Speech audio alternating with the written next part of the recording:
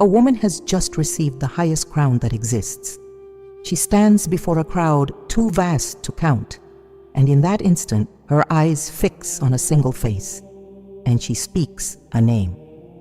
That happens every August 15th, even if no one has ever told you so. A queen freshly crowned looks down into purgatory and stops on specific names. One of those names might be your departed loved ones. Saint Teresa of Jesus knew that queen in a way almost no one does. And what she understood about that moment changes what you can do for him right now. Teresa of Jesus never spoke of the Virgin Mary as some distant figure on a holy card or a dusty altar. She called her my lady, her advocate. She spoke to her the way you speak to someone who already knows the exact name of every person you're worried about.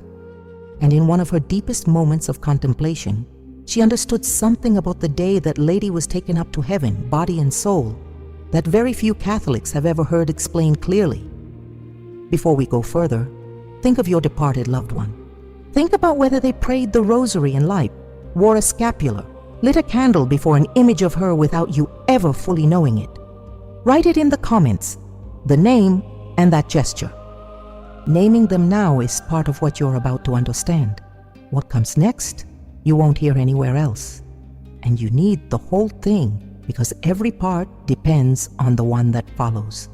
Teresa of Jesus grew up in a Spain where the Virgin Mary stood on every corner, in every dinner table prayer, in every carved image presiding over the family altar. That alone didn't set her apart from any other woman of her time. What set her apart was how, over the years, that inherited devotion turned into something she herself described as a living relationship, personal, almost domestic. In the way of perfection, when Teresa of Jesus teaches her sisters how to pray the Hail Mary or the Salve, she does it the way you'd introduce someone, with the familiarity of a person talking about someone she knows, not a theological concept.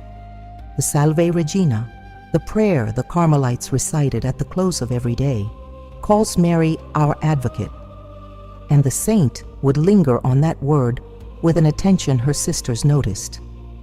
Advocate, in the most concrete legal sense of the term. Someone who knows the case, who knows the name of the person she's defending, who appears before the judge with specific facts rather than vague generalities handed out equally among thousands of files. That understanding of Mary shaped the entire founding of the Carmelite order. For centuries, Carmelites had called themselves Children of Our Lady of Mount Carmel, brothers under her mantle, family under her direct patronage. Teresa of Avila inherited that tradition and carried it somewhere even more intimate. In her reformed convents, every foundation was made under the Virgin's explicit protection, and the nuns learned from their first day that they weren't sheltering under just any roof. They were under the roof of a mother who knew them one by one. Here's something worth pausing on. When someone represents you before a court, before an authority, before any body that decides your fate, there's an enormous difference between a representative who knows your whole file and one who only has your name on a list among thousands. Teresa of Jesus understood Mary as the first kind, as someone who doesn't need reminding who you are because she already knows. And this carries a direct consequence for what happens to the souls in purgatory, even though we haven't reached that part of the story yet. Because if Mary knows the complete file of every soul who entrusted itself to her in life, then there's a moment, one specific day on the liturgical calendar, when that knowledge activates in a way it doesn't at any other time. That day is August 15th, the Assumption of the Virgin, body and soul, into heaven. But before we get there, we need to understand a very specific gesture that Teresa of Jesus described, one her confessors recorded with care. When a postulant entered Carmel, even before taking the habit, the saint asked her to personally consecrate herself to the Virgin. First and last name spoken aloud before the image of Our Lady presiding over the chapel, in an act of real surrender, not some formality to check off. That act, she was convinced, was recorded somewhere no convent ledger could match. The same thing happened outside Carmel's walls. Teresa of Avila knew from the letters she received from devout families in Avila and the other cities where she founded convents that many mothers and wives made similar gestures without ever taking a religious habit. They prayed the full rosary every night, offering it for a son, a husband, a brother already gone. They wore the scapular of Carmel under their clothes, and no one else knew it. They lit a candle before an image of the Virgin every December 8th, every Sunday, every anniversary of a death that still ached. Picture one of those women. You don't need much detail because you probably know her, or you've been her yourself on some night. She closes her bedroom door.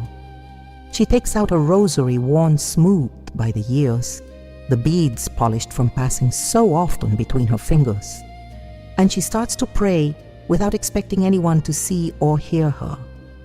That gesture, repeated for months, for years, sometimes for decades, happens in complete silence. No priest logs it in a parish register. No neighbor mentions it in the square. Only she, and as Teresa of Jesus came to understand, someone else. The saint didn't treat gestures like these as pious little anecdotes with no weight. She treated them as records. Entries in a ledger she never saw with the eyes of her body, but that she beheld with a clarity that left her, according to her closest biographers, in deep silence for hours. Because if those gestures get written down, someone reads them. And if someone reads them, there comes a moment when they turn into action. That moment, according to what Teresa of Jesus understood in her deepest contemplation, isn't vague or abstract. It has a date. It has a specific scene, one she described with detail that surprised even the people who knew her well and were already used to her visions. A scene of coronation, of a vast crowd, of one face stopping on another. And here, for now, sits the question holding up everything that follows. What specific gesture, made by your departed loved one in life, or made by you in their name right now, can be recorded with that kind of precision? Because not every Marian gesture carries the same weight in that book the saint beheld. Some stay on the surface, correct but lukewarm. Others land deep, with a weight Teresa of Avila distinguished with a clarity that surprised even her own confessors, men trained and hard to surprise. Avila, a year the biographers can't pin down with certainty, though it falls somewhere in the final years of Teresa of Jesus' life. The saint is at prayer, in that state she herself called recollection, when something appears before her soul with a clarity she'd later struggle to put into words. A crowned woman, present and alive, in a way that had nothing to do with painted images or the statues dressed in embroidered mantles that were carried through the streets every August. A spiritual weight the saint described as similar to what she felt before the Blessed Sacrament, though of a different character. The Church teaches and has taught since the earliest centuries, even though the dogmatic definition came much later, that the Virgin Mary was taken up to heaven body and soul at the close of her earthly life, unlike every other saint, whose bodies still wait on earth for the final resurrection. She is already complete, body and soul united, glorified in the presence of God. And on August 15th, the Church celebrates exactly that, the day one human creature, the highest of them all, entered heaven with the whole of her person. Teresa of Avila understood this doctrine as something far removed from a fact you learn and file away. She understood it as an event with consequences every year, on every liturgical anniversary of that day.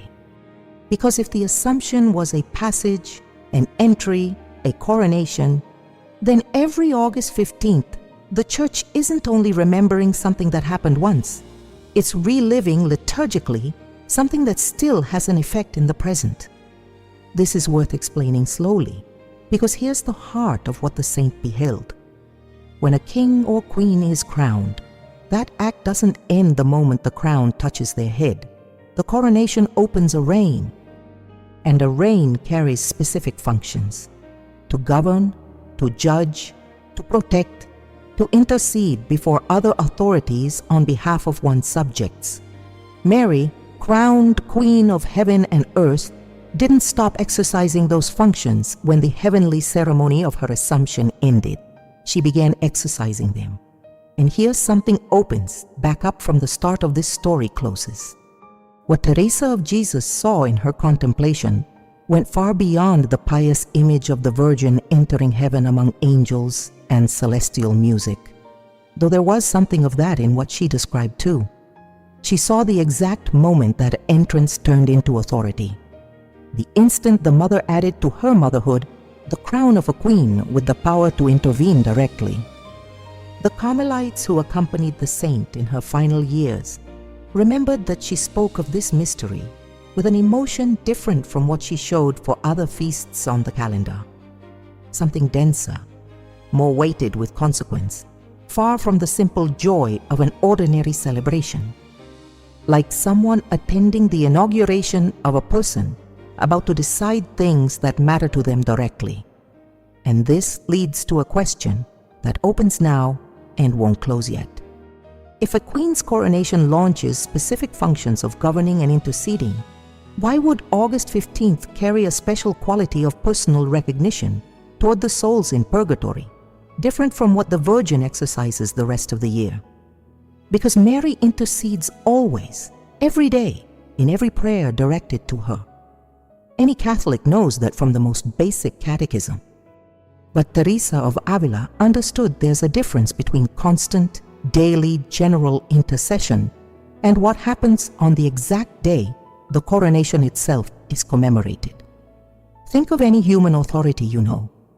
A judge who hears cases every day of his career with diligence and fairness exercises his role constantly.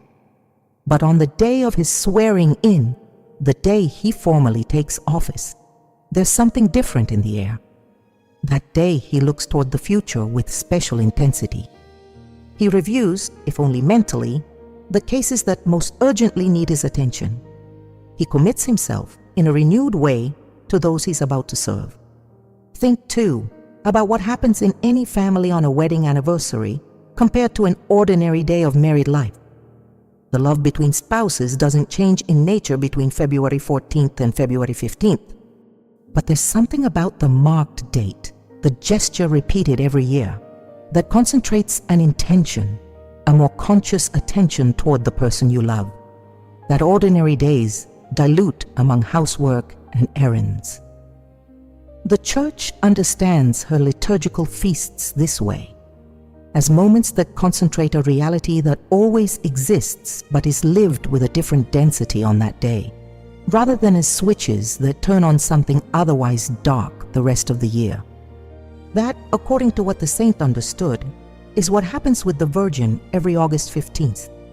The same intercession as always, in its nature, but carrying the character of renewed commitment that this particular day takes on, with an especially attentive eye toward the most urgent cases, toward the souls who've been waiting the longest, toward the names written with more force into that invisible ledger we spoke of earlier. And there's still something deeper to understand, something Teresa of Jesus only began to grasp when the vision moved past the coronation itself toward what happened next, when the gaze of that newly crowned queen settled on a specific place no human eye can see from earth. What does it feel like to wait without knowing if anyone remembers your name? Picture any waiting room, a hospital, a government office, a consulate. Dozens of people sitting, each one with a number or a name written on a list they can't see. Every so often, a voice calls someone, and that person stands, walks through the door, disappears into whatever waits on the other side. The rest stay seated, watching the door, wondering how much longer, whether their turn is coming soon, whether their name is really on that list or got lost in some misplaced paper. That question, simple as it looks, carries the hardest weight in the whole doctrine of purgatory. The souls purifying there have no doubt that God exists, or that they're on their way to heaven, or that their purification has meaning and an end. What many of them experience, according to the mystics who wrote about this mystery, is something closer to the silence of that waiting room. The certainty that they will get out, but the uncertainty of when and of whether anyone on earth is doing anything to speed it along. Teresa of Jesus wrote in different pages of her works about the urgent charity the living owe the souls in purgatory, precisely because those souls can no longer do anything for themselves. They can't pray for their own release with the same kind of merit they had in life. They depend entirely on the charity of others. And for a soul that was active in life, hard-working, capable of handling its own affairs, that dependence can be one of the deepest purifications of all. Learning to depend completely on others. Now picture, inside that collective waiting room, a soul that lived with a steady Marian devotion, who prayed the rosary every night, who wore the scapular of Carmel under her clothes for decades without anyone knowing. That soul, in her purification, hasn't lost the memory of those gestures. She remembers them with a clarity that earthly life, full of distractions, never allowed. And she knows, with a certainty only purgatory gives, that those gestures hold real value before God and before the Virgin. But knowing it isn't the same as feeling that value take effect. There's a huge difference between knowing a deposit exists in a bank and watching that deposit finally produce the return it was meant for. And that difference, according to what Teresa of Avila beheld, resolves in a very concrete way on the day of the Assumption. The tension here doesn't resolve yet, because first, we need to understand what specific kind of suffering the souls go through when they feel that weight without a name, without explicit recognition, even after a lifetime of quiet devotion. John of the Cross, Teresa of Jesus' spiritual companion in the Reform of Carmel, described something similar in living souls going through the dark night. The sense that God has withdrawn, when in reality He's closer than ever, working in a way the soul still can't perceive. Something similar, allowing for the distance between earthly life and the state of purgatory, can happen to souls waiting for recognition. There's a detail the discalced Carmelites preserved in their convent chronicles on this subject. They recorded that Teresa of Jesus, in the days before every August 15th, intensified the community's prayers for the souls in purgatory in a way she didn't for any other vigil of the year, not even All Souls. She asked her sisters to spend those days considering which departed people they knew had held a Marian devotion in life, so they could commend them by name in the community prayers leading up to the feast. This wasn't some arbitrary habit. It answered to something the saint had understood about the very mechanism of the feast.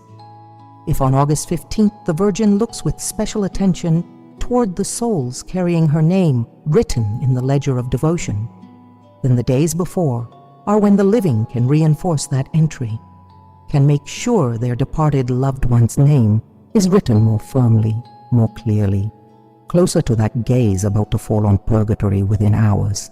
And here sits the tension holding up this whole section, still unresolved. Because if this is true, then there's a specific responsibility resting on you, on anyone living who has a departed loved one with quiet Marian devotion, in the days leading up to the feast. A responsibility very few Catholics know about, one Teresa of Jesus left described with a precision that still surprises those who study her closely. Maybe right now, you're picturing a specific face.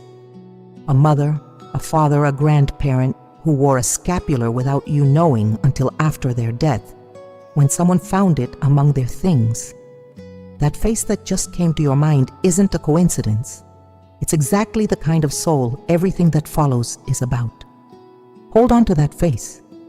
You'll need it soon when we reach the exact moment Teresa of Jesus described. What happens when the gaze of the newly crowned queen falls among thousands of waiting souls on just one? In the final years of her life, when Teresa of Jesus had already founded most of her convents and her body was starting to feel the weight of the illnesses that would stay with her to the end, the saint wrote about a moment of contemplation her confessors considered among the most important of her entire life. In the book of her life, in the pages where she describes the highest graces God granted her in prayer, Teresa of Avila speaks of visions where the soul receives not just an image, but an understanding that stays with her afterward, turned into permanent certainty. One of those moments, according to what she herself recorded, had to do directly with the Virgin and with the souls in purgatory, on a date close to the feast of the Assumption. What she described was this: the crowned queen, in the very instant of her glorification, extends her gaze toward the place of purification, and that gaze, it doesn't sweep across the souls the way you'd glance over a crowd without stopping. It stops one by one on those who in life carried her name engraved in some concrete gesture. The rosary prayed with constancy, the scapula received in faith, a personal consecration made aloud or in silence, a lifetime of turning to her in moments of deepest need. This closes something left open since the first part of this story.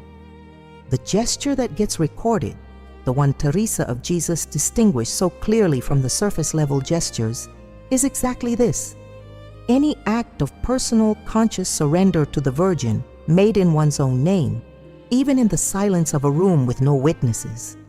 It's not about the number of prayers said or how perfectly the words were pronounced. It's about the intention of the gift, the gesture that says, "This is mine, and I give it to you." The souls Teresa of Jesus saw, recognized in her contemplation, weren't necessarily the most exemplary in other parts of their earthly lives. Among them were sinners who'd fought their whole existence against vices and weaknesses, who'd fallen many times and gotten up just as many. What united them was the constancy of a single thread, apart from the holiness of their overall conduct, a sustained Marian devotion, even if imperfect, even mixed in with other faults.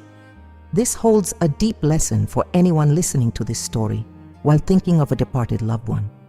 Your loved one didn't need to be perfect for that thread of Marian devotion to count. God's mercy and Mary's tenderness don't demand a spotless file. They ask for faithfulness in small things, sustained over time, even if the rest of the life was full of very human contradictions. Now there's a nuance Teresa of Avila underlined with particular care, worth explaining before we move on. The gaze of recognition the Virgin extends every August 15th doesn't replace divine justice or arbitrarily shorten the time of purification a soul needs. What it does is accelerate, intensify, concentrate into that one day a grace of comfort and progress that would otherwise have come more slowly, more spread out across the year. It's like comparing water falling drop by drop over months with that same amount of water arriving all at once in a single instant. The final effect, the total grace received, might be similar in both cases across a lifetime of purification. But the experience of receiving it concentrated in a single day, of feeling that personal, direct attention, carries a comfort no scattered drip can match. Picture what a patient would feel after weeks of routine care, correct but impersonal, when suddenly the doctor who runs the whole hospital walks into the room personally, sits down beside the bed, and speaks to them by name. The treatment doesn't change its chemistry that day, but something in the patient shifts profoundly at being seen, named, attended to by the highest authority there is. The discalced Carmelites Teresa of Avila formed understood this nuance with a naturalness that's harder for us to recover today, used as we are to demanding rational explanations for everything we feel. The saint's biographers say that she herself, more than once, described to her sisters the comfort she felt thinking about that day of the year when the Virgin looks with special care towards purgatory, and she did it with tears, according to some convent accounts, far from the tone of someone narrating an interesting theological curiosity. She thought of her own mother, who died when Teresa was a child, and hoped that same recognition had once reached the soul of the woman who brought her into the world. And this leads directly to the question holding up everything that comes next. If your departed loved one carried that thread of Marian devotion, however faint or occasional, what can you do from where you stand on earth to make sure that thread is as visible as possible when the Queen's gaze extends over purgatory in just a few days. There's a particular smell in churches on the afternoon of August 14th, when the flowers and candles are set out for the vigil of the Assumption. Melting wax mixed with the scent of white lilies that traditionally decorate Marian altars around this time.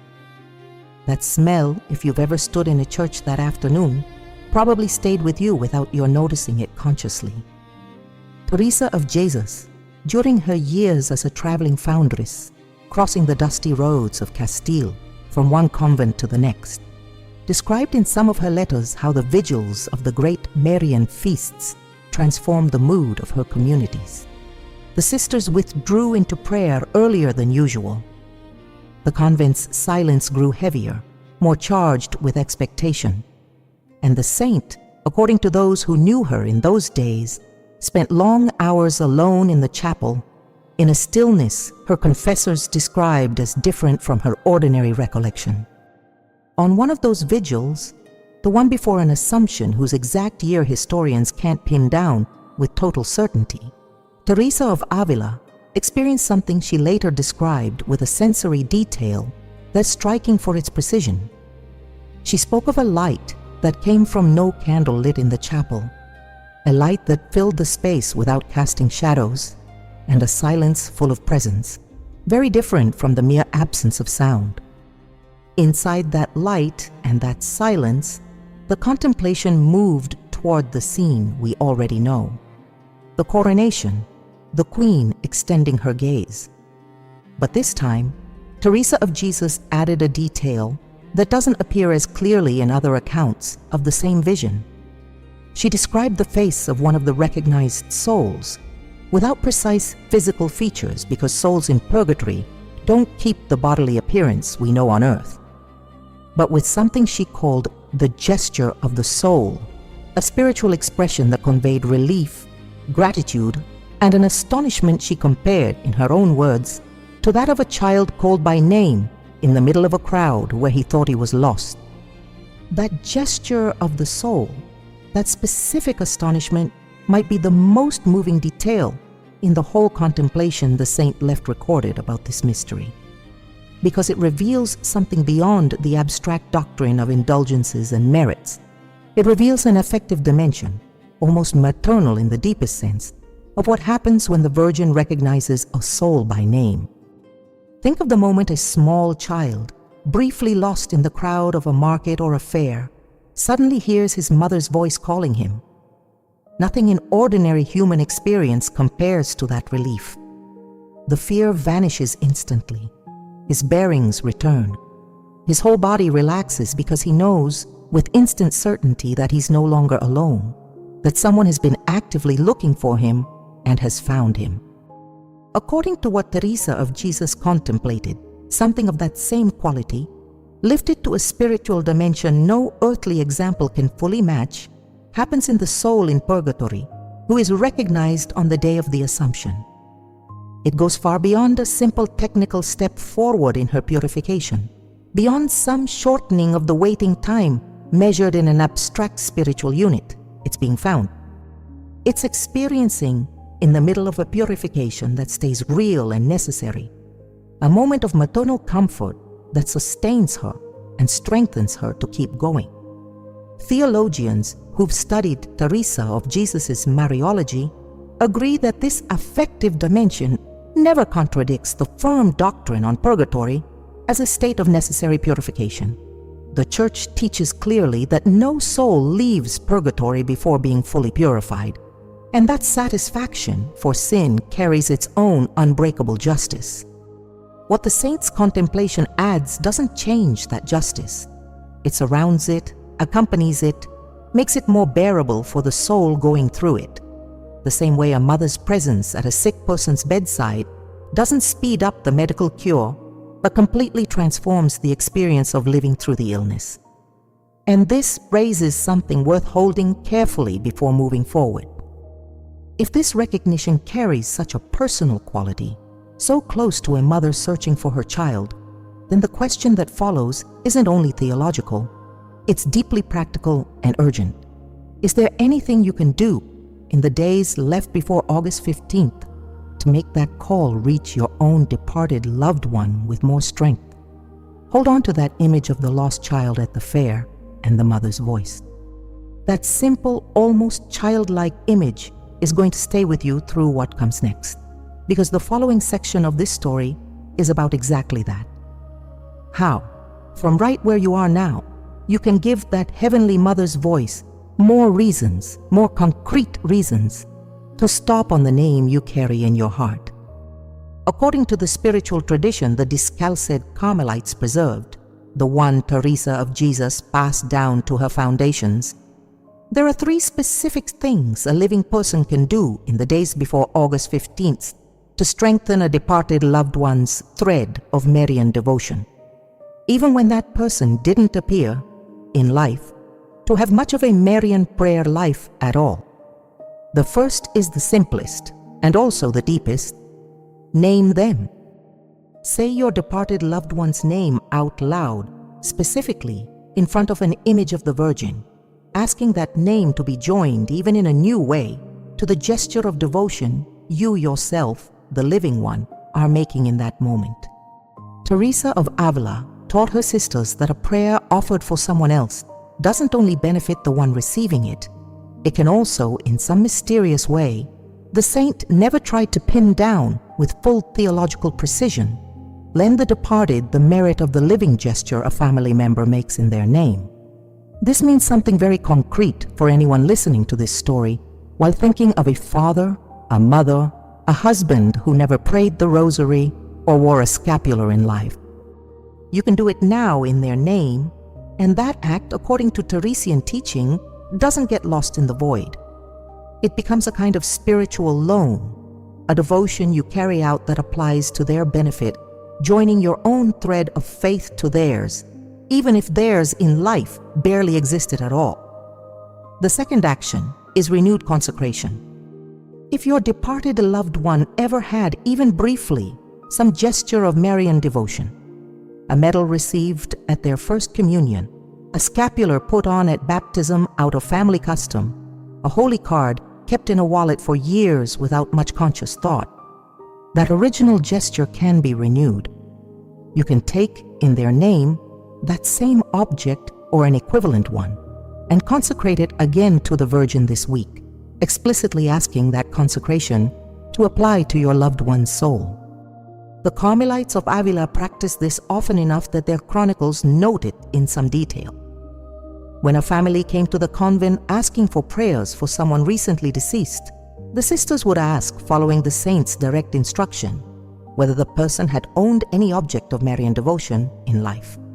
If the answer was yes, even an object forgotten in a drawer for decades, the whole community dedicated a specific prayer to renewing that bond, especially in the weeks near the great Marian feasts of the calendar.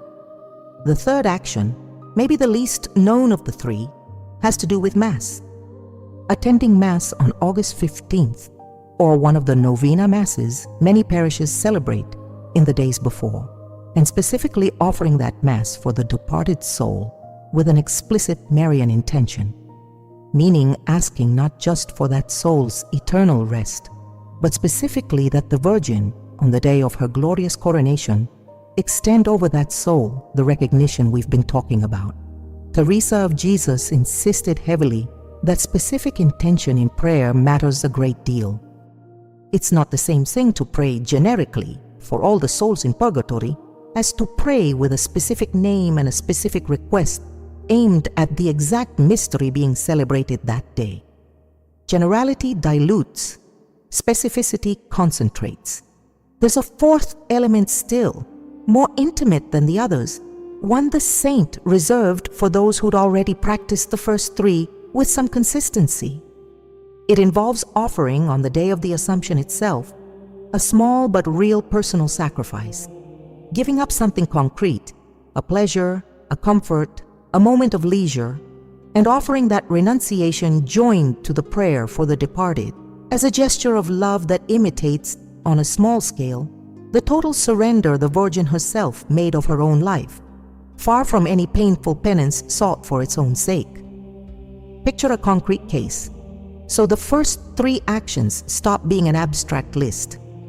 A man who worked his whole life, who barely set foot in church except for weddings and funerals, who rarely talked about religion, and who nonetheless kept in his wallet a small, worn holy card of Our Lady of Mount Carmel that his own mother had given him as a boy.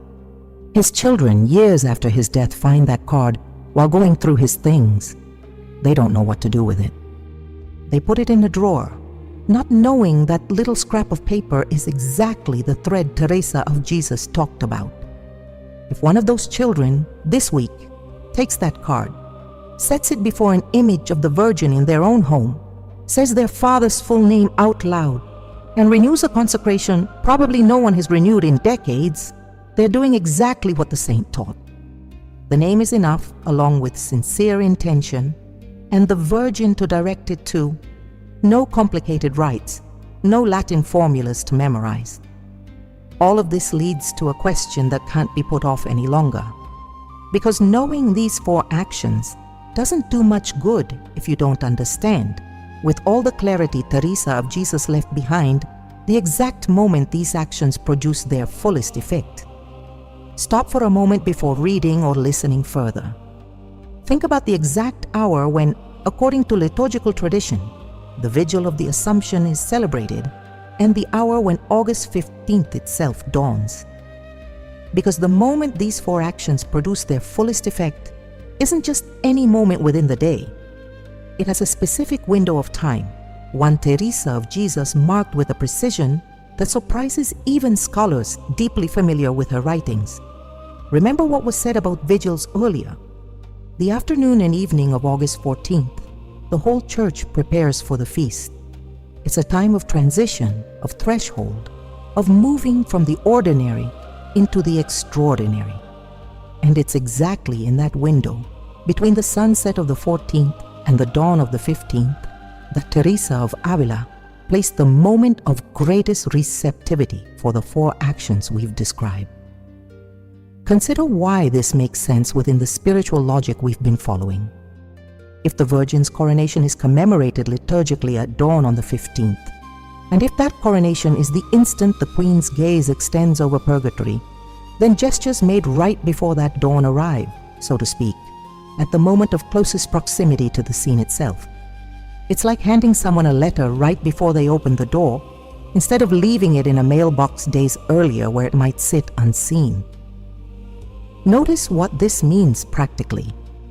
If you can attend an evening Mass on the afternoon of August 14th, that Mass, offered with the specific intention we've discussed, carries particular weight. If you can't make it to Mass that evening because of work or health, praying the Rosary that same night, before bed, naming your departed loved one, and renewing their consecration with whatever object of devotion you've found or chosen, serves a similar purpose.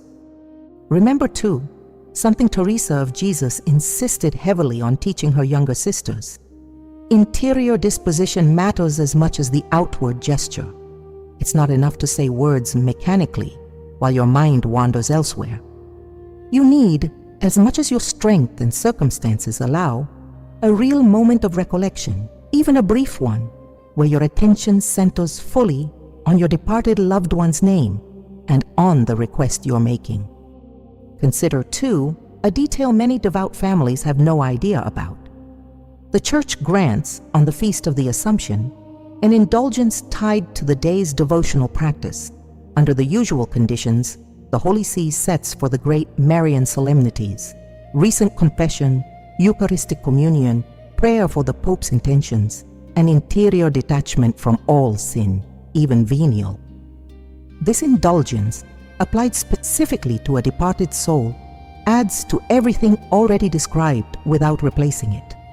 It completes it, adding a concrete sacramental channel to the personal recognition this whole story has been about. Think about what it means to bring all of this together in a single day. A woman who goes to confession on the afternoon of the 14th, who receives communion on the morning of the 15th, thinking specifically of her late father, who renewed the consecration of a worn holy card found among her father's things days earlier, who prayed the Rosary the night before, saying his name aloud, and who also offers a small personal sacrifice that same day. Each of those gestures, on its own, already holds value before God. Brought together in a single day, concentrated in the hours surrounding the Virgin's liturgical coronation, they reach a density Teresa of Jesus described as something like connected vessels, where each gesture reinforces the others, and the whole produces an effect greater than the sum of its parts. Notice how these two levels intertwine. On one side, the personal, affective, almost maternal recognition Teresa of Jesus contemplated in her vision. On the other, the sacramental and juridical channel of the indulgence, which the Church offers through her own ordinary means. Neither one replaces the other. They hold each other up like two hands supporting the same fragile object. And now, near the end of everything Teresa of Jesus understood about this mystery, one last scene remains to be told.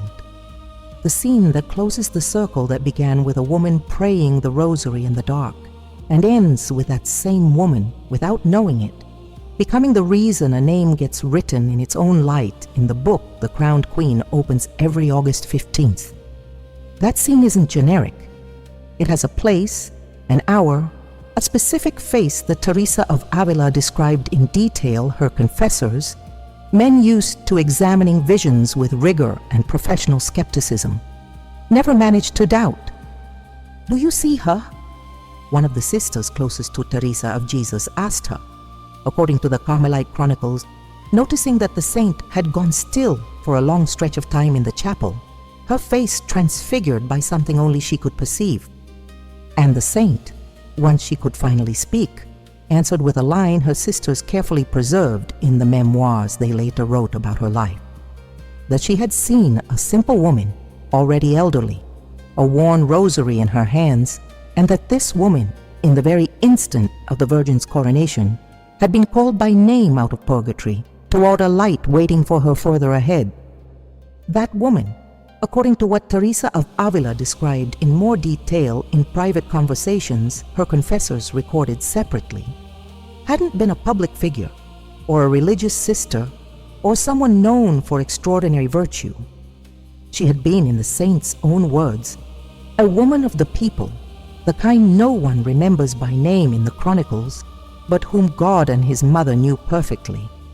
She'd been widowed young. She'd raised her children alone, through hard work and without complaints that reached other people's ears. And every night for decades, she had prayed the full rosary before sleep, offering it first for her late husband, then for her own sins, and always without fail. Closing with an invocation to Our Lady of Mount Carmel, she'd learned from her own mother. When that woman died, no one in her town arranged grand funeral honors. Her funeral was simple, almost rushed, the way funerals tend to be for people who leave behind no fortune and no position for anyone else to inherit. She passed into purgatory, according to what Teresa of Jesus contemplated, with the purification owed for the ordinary faults of any human life. Small faults, but real ones. Impatience, quick judgments about neighbors, some resentment never fully resolved toward circumstances life had forced on her. But the rosary never failed. Not a single night, according to what the vision revealed, in more than 40 years of widowhood, and the August 15th after her death arrived, and in the instant of the coronation, when the newly crowned queen's gaze swept across purgatory, stopping on the names written most firmly into the invisible ledger we've talked about through this whole story, it stopped on her. She called her by the given name that woman had carried her whole life, the same one her children and grandchildren still spoke fondly around the family table, with no impersonal formula or generic label standing in the way. Teresa of Jesus described what happened next with a word her confessors noted carefully because it struck them as unusual in the saint's ordinary vocabulary. She said she saw her bloom. It isn't an empty figure of speech. The saint explained that something in that soul's state changed visibly, as if a tension held for months of purification had suddenly loosened, giving way to a much deeper peace, a real foretaste, though not yet final, of the glory waiting for her at the end of her full purification. This scene, kept for centuries in the archives of the discalcid Carmelites, goes far beyond some edifying tale invented to move the faithful.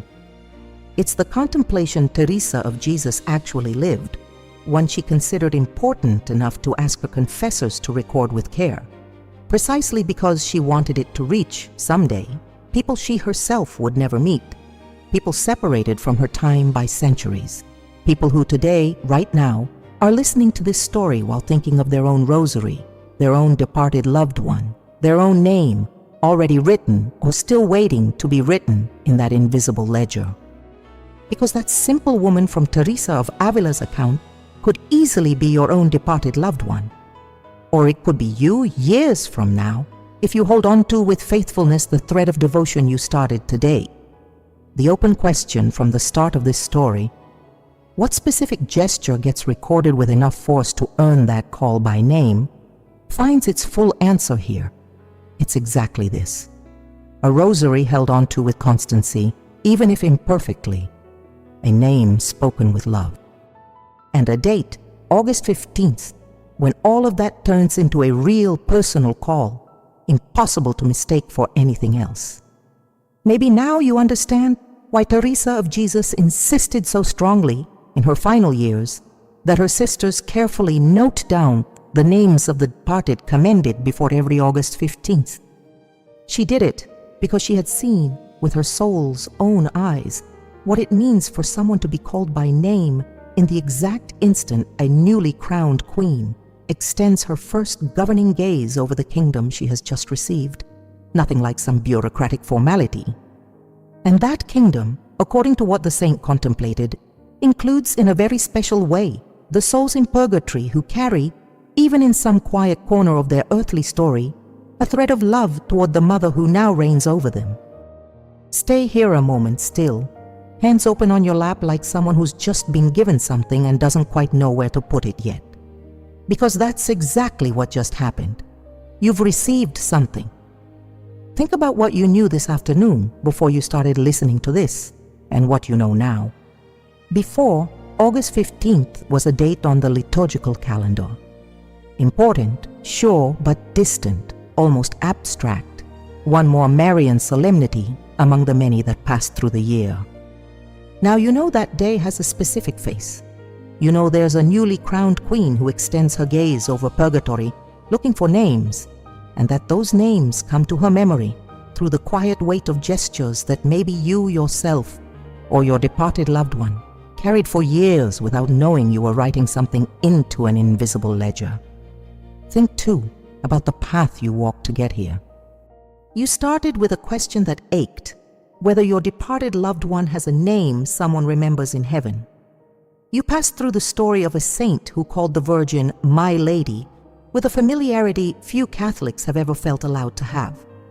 You moved through the doctrine of the coronation, the tension of souls waiting, the sensory scene of the vigil, the 4 specific actions, the exact hour when it all concentrates.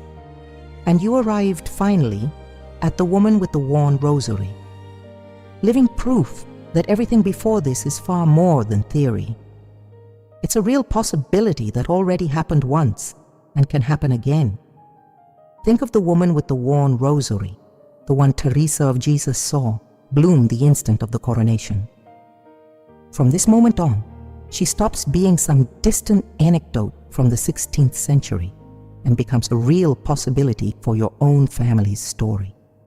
A father who kept a forgotten holy card in his wallet, a grandmother who prayed alone in the dark, a husband who never talked about faith but kept, without anyone knowing, a scapular sewn into the lining of an old jacket.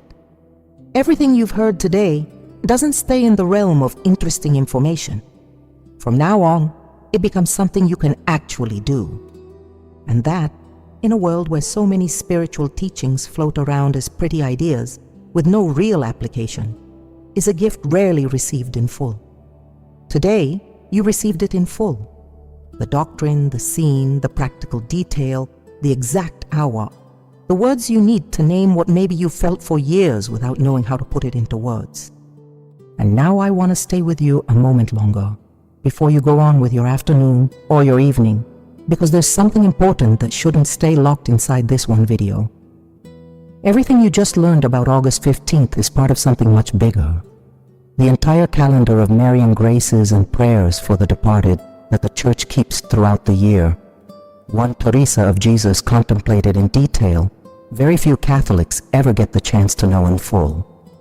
Every month brings a date, a feast, a mystery with its own specific teaching about what the living can do for the departed. And it gets lost year after year simply because no one explains it this clearly. Think about how many times, over your life, you've watched a liturgical feast go by without knowing it carried a specific grace for your departed loved ones inside it.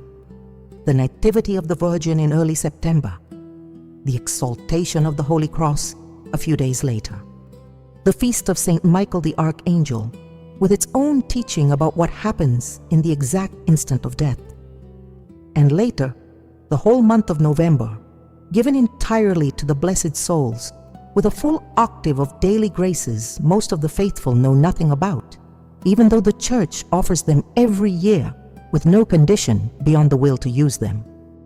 Think about what you felt discovering just a few minutes ago, that something as simple as a forgotten holy card in a drawer can become the thread connecting your departed loved one to the gaze of the Queen of Heaven. That same kind of discovery, that same feeling of finding something you'd needed for years without knowing it, is waiting for you in the coming feasts of the liturgical calendar, in the coming anniversaries, in the coming opportunities the Church offers that most of the faithful let pass by unused, not from any lack of faith, but simply for lack of this specific information. There's another date coming up, different from today's, that holds a Teresian teaching just as specific, just as practical, about another side of what happens between the living and the departed, one very few people have ever heard explained with this level of detail. Teresa of Avila left something recorded about that date that completely changes how a family can prepare to accompany a loved one in their final days, or hold on to the memory of someone already gone, with a precision that simple good intentions, without this specific teaching, could never reach on their own. Think about how many families, generation after generation, have passed down Marian devotions without knowing why they were passing them down. A mother teaching her daughter to say a Hail Mary before bed, never explaining the real spiritual weight of that gesture repeated every night. A grandfather placing a scapular on a newborn grandchild, following a family custom whose origin no one remembers anymore. Those chains of transmission, quiet and constant, are exactly the material the threads Teresa of Jesus contemplated are made of. And the better you understand how they work, the more consciously you can tend and strengthen them, instead of leaving them to inherited habit with no reflection at all. Don't let this moment of clarity stay here, locked in this one afternoon, with nothing after it. What you've learned today about August 15th is one piece of a much larger puzzle, and every missing piece is a grace slipping through your fingers unnoticed, exactly the way the teaching on the Assumption you just received in full used to slip away before today. If any of this touched you, if a specific name came to mind while this story was moving forward, do them that small honor. Say that name right now, quietly, wherever you are, no ceremony needed. The name is enough, said with the same simplicity the woman in the story used praying her rosary every night. That gesture, so small, so quiet, is exactly the kind of thread these stories exist to teach you to hold on to. And when this ends, when the screen shows you what comes next, don't scroll past without looking. What's waiting there might be exactly the next piece your heart needs to keep weaving this thread that grew stronger today. Now, before I go, I want to leave you with something you can carry with you for the rest of the day. Teresa of Jesus wrote in one of the most peaceful passages of The Way of Perfection that the soul who learns to place her trust in God and in His most holy mother finds a rest no other earthly security can offer. That's what I want you to feel as this story closes today. Rest. The quiet peace of knowing you've already taken a real, concrete, true step for someone you loved and who's still waiting for your love from the other side. Far from the anxiety of feeling there's too much to do and too little time to do it. August 15th is getting close. And now, thanks to what you've heard, you won't let it pass like just another date. You're going to live it knowing exactly who you're naming and why that name matters so much on that particular day. Maybe you'll decide to go to confession the day before. Maybe you'll decide to receive communion that morning thinking of one specific name. Maybe you'll simply go looking tonight for that forgotten object carrying a thread of devotion no one has renewed in years. Any of those gestures, however small it looks, is exactly the kind of act Teresa of Jesus spent her whole life teaching people to value. You don't have to do it all at once. Just start with one today while this story is still fresh in your heart. And if you have someone close by, a son, a sister, a friend, who also carries a departed loved one in their chest, tell them what you just heard. You don't need to repeat every detail with theological precision. It's enough to share the image of the crowned queen calling by name and the thread of the rosary that never broke. Sometimes the best way to hold on to a grace you've received is to hand it almost right away to someone else who needs it without knowing it. May the Virgin, in her glory as newly crowned queen, look tonight with tenderness toward your home. May she recognize in the silence of your heart the name you carry inside. And may that name, whoever it belongs to, find in that mother's arms the rest every soul searches for at the end of its journey. Rest too. May the peace of God stay with you tonight and in the days left before the feast. And may Teresa of Jesus, from heaven where she beholds forever what she once saw in prayer, intercede for you and for the one you carry in your chest.